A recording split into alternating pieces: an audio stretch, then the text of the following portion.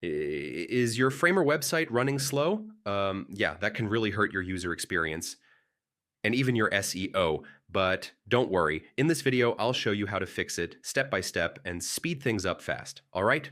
First, check your images. I mean, large, unoptimized images are one of the biggest reasons your site feels slow. Compress them or use smaller sizes. Next, uh, reduce heavy animations. Yeah, too many effects or complex transitions can slow down your site, especially on mobile. Now, remove unused components or hidden layers. I mean, even if they're not visible, they can still affect performance.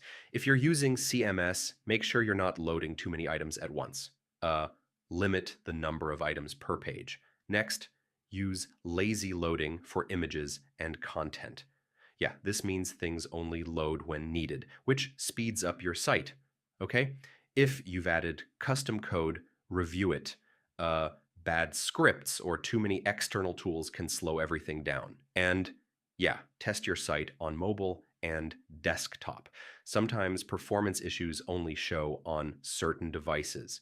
Finally, republish your site and clear your browser cache. I mean, this helps apply all your changes properly. So, yeah, that's how you fix slow performance in Framer. One of these steps should make your site feel way faster. If this helped, drop a like, and I'll see you in the next one.